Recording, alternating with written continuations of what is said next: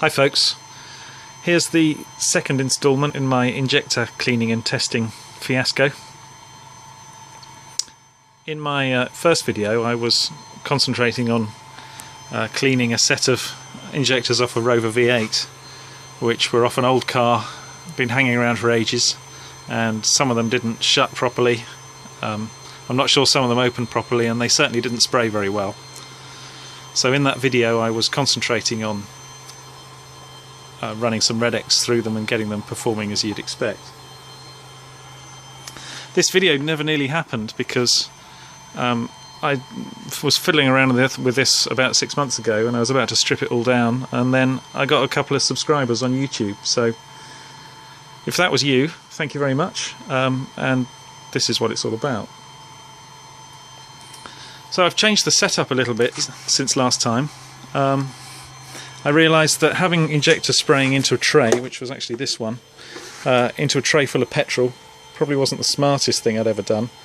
There's a lot of surface area there, and although I had fire extinguishers and things to hand, I'm not sure I'd have actually been able to put it out if the worst had happened. So what I've done now is actually I'm using a glass bottle.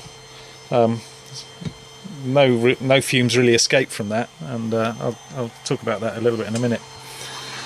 And then the other major change is the 1 litre plastic pot that I had the petrol in, I think it may have been 2 litres actually, is now been replaced by this converted gas bottle. So it's got the pump in the top, it's flowing out there through the filter as before, through the fuel rail and back, and then this also serves as the filler.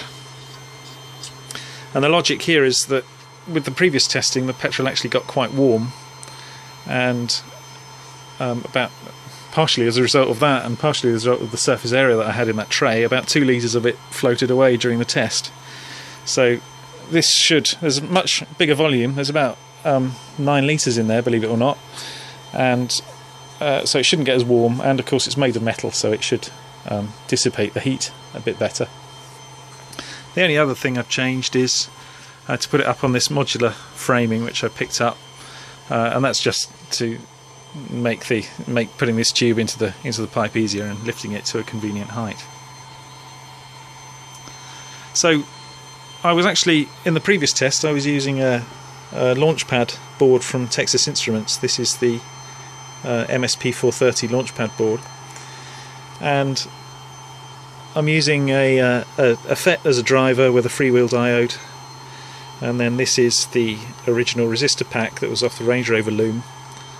There's actually not a lot wrong with this apart from the connector, so that might actually end up making it onto the final system when it gets there. So originally I was using the launchpad to generate the pulses, and it came shipped with code on it that seemed to flash an LED at about the right rate, and so I just used that. But the intention is to program it so that I can get it to do a predefined number of pulses, and that way gauge the flow of the injector.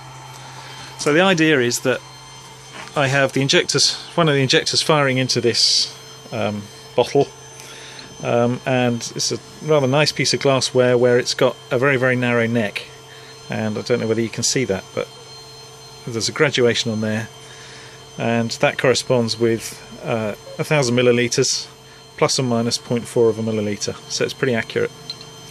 So the idea is I measure how many pulses it takes to fill up this bottle. I do that for all 8 of the injectors on this fuel rail, and then I've got data that I can put into Excel and I can compare the differences.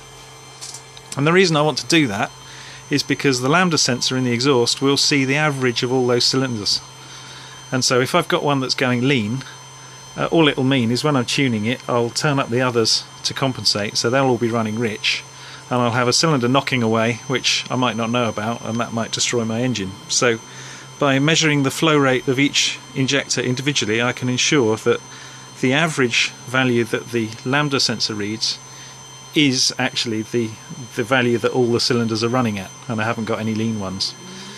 There is an assumption in here, of course, is that all the cylinders are getting the same amount of air, which isn't necessarily the case, but I can't do anything about that. So I just want to check that the flow rate through all these injectors is even. So coming back to the board, I suffered a bit of spec creep while programming this, and so what I've actually ended up with is a serially controlled pulse generator. And that's partly because this board is quite handy in that it's got an onboard debugger for code development on it, but also as part of that it's got a COM port which you can use simultaneously, and that just appears as a COM port on your machine. The drivers are a bit tricky if you haven't got the IDE software installed, but you can install them separately. And so I'm just using a terminal program, which is hyperterminal, well, real term in this case. And so by pressing the space bar, I can actually start and stop the number of pulses. So I'll just demonstrate that now. No, I won't. Hang on a sec. Okay, helps if I have the cursor on the screen. But anyway, so if I start it now, you can see that that injector is pulsing away, filling up that bottle, and then if I press the spacebar again, it tells me how many pulses has actually elapsed, and I can start and stop that as required and make sure that that lands exactly on that graduation on the glass. So what was happening originally is I selected a pulse width that was too small, and it took 20,000 pulses to fill that bottle up, and it took about half an hour, I think, can't really remember. So I lengthened that pulse width to 100 milliseconds with a 200 millisecond period, and I was finding that to fill this up took about 3,000 pulses, which means that each pulse corresponds with 0.3 of a milliliter, and this will measure 1,000 milliliters within 0.4 of a milliliter. And it's quite surprising that how well you can discern one pulse against that mark. It is absolutely clear. One pulse it's below it, the next pulse it's near it, and then the next pulse it's beyond it. So there's absolutely no doubt how many pulses you've delivered into that. And it's, as I say, this got far more complicated than it really needed to be. So I ended up being able to change the pulse width by virtue of pressing the number keys. So I can change it to one of 9 pulse widths. So the one I was actually ended up using was that one. So if I try that now, you can see there's a good deal more flow there than there was with the 20 milliseconds. And then there's another mode which I added, which was by pressing 0 I could put it into timing mode, and instead of pulsing the injector, it just holds it open and times the period for which it's open for. So if I press that now, the fuel is flying out of there, and then if I press the spacebar again, it tells me that 9.1 seconds has elapsed. So that's a bit of a quicker way of doing it, and there's just 2 ways of measuring the same thing. Most garages which measure injector flow hold the injector open all the time. I decided at some point that it would be a good idea to pulse it, because then that would reflect the driver circuitry of the Megasquirt, but I'm not sure it really turned out that way. It gave me some funny results. So that's the setup. Not far different from what I had before. So yeah, having got the data, it all gets a bit interesting. So the first thing I did was to just take the measurements for each of the 8 cylinders. So it's 100 millisecond pulse, 200 millisecond period, as I say, about 3,000 pulses to fill up that 1 litre.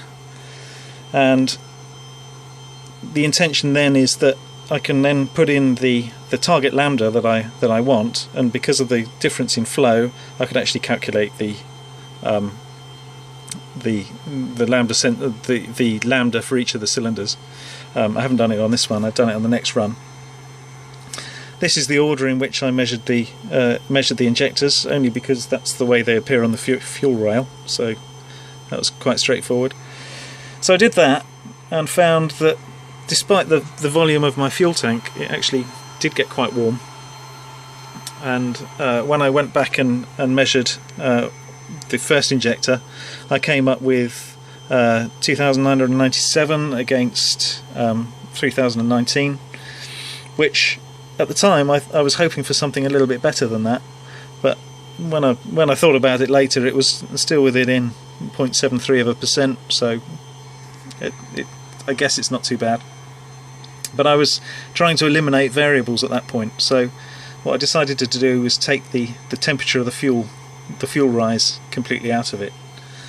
So I basically just left the fuel pump on, and then just measured the way the temperature changed. As I say, I haven't touched this for 6 months. It was a good deal colder when I did this measurement. And starting off at 6 degrees, I got up to 25 degrees. So by the time I left it on for 4 hours or so, I knew that it had stabilised. It completely levelled off at this point. And so before doing the next set of measurements, I just left it on, and then started my measurements after the 4 hour mark. So the second run, I put in a temperature column just to make sure that it was recorded more than anything else. I was pretty confident it was stable at that point. And then I repeated the measurements all over again. Now this one, you can see it's trying to make an assessment of the lambda, so I'm aiming for 10.5. Because of the difference in flows, I'm actually getting slightly different lambdas, and then I went back afterwards and measured 4 of the 8 injectors and measured the measurement error, and okay, within 2%, which, as I say, at the time I was hoping for rather better. So then I started to think about what the other potential sources of error might be, and one of them was possibly my driver circuit over here, which just uses a MOSFET and a freewheel diode. Now if you look at the injector drivers on Megasquirt, they actually use an integrated MOSFET and Zener diode, and the Zener diode will cause the current to ramp down in the injector far more quickly than it will just with a normal freewheel diode. And I thought that perhaps the dropout current, in other words the current where the injector actually closes, probably isn't a very well controlled parameter, and so if you make that current to go too slow, then you're going to find that it was either on for a different time than what you intended, and cumulatively over 3,000 pulses that could be quite significant. So what I did then was switched to timing mode, where it just times the duration that the injector is open for, which is on this next sheet. So it's a good deal quicker. It was taking me 10 minutes a cylinder, on account that it was a 50% duty cycle, and obviously with it open all the time it's about half that. So I soon found that I was still getting sort of 2%, minus 1%, so I guess you could say plus or minus 2% measurement error, which means that actually on the previous sheet where I'd measured the difference in flow rates, and I've only did a few of the cylinders on this run, that these are smaller than the measurement error, so any assessment I'm making about the lambda that cylinder is running is not real, certainly not accurate enough to judge that. And I was quite disappointed really to only be within 2%.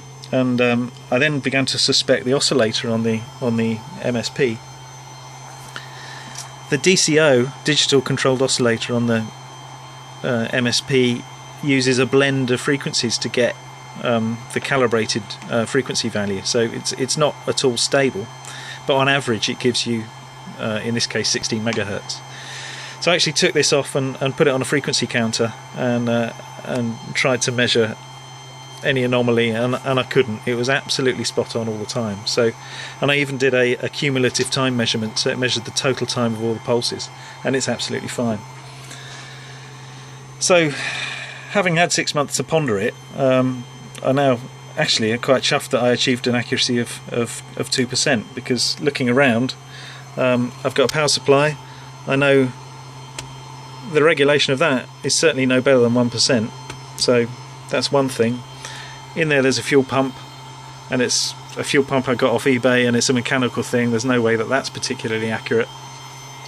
I've got a pressure regulator on the fuel rail that's probably 25 years old if it's a day, and then I've got injectors which are 100,000 miles old, so in actual fact I think I should consider myself lucky that they are within 2% at all.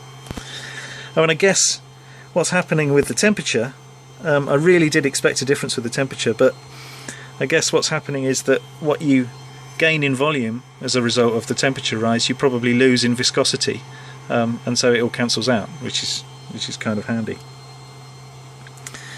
So to sum up, I guess the thing I should say is that if I'd have known that the Megasquirt had a mode to measure flow of injectors when I started this project, there's no way I would have done any of this.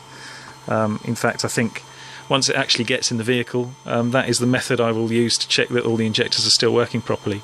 There's loads of videos on YouTube about measuring dead time of injectors, and that's very much the same process as measuring the flow on the injector, and I've still got to do that. I'm still going to have to measure dead time anyway, so I'm going to use exactly the same method, but it won't be that at the centre of it, it'll be Megasquirt, and I'll just be altering the dead time to get the right volume for various different pulse widths. So yeah, hopefully me having done all that might save somebody some hassle, because frankly, other than having a good feeling about the injectors that I've got, and I know that they're reliable, which I guess was the main aim of the project, I haven't really proved anything else other than it wasn't really worth it. So hopefully that's some use to someone, but there it is. I'm quite looking forward to getting some bench space back now and dismantling this. Alright, cheers, bye.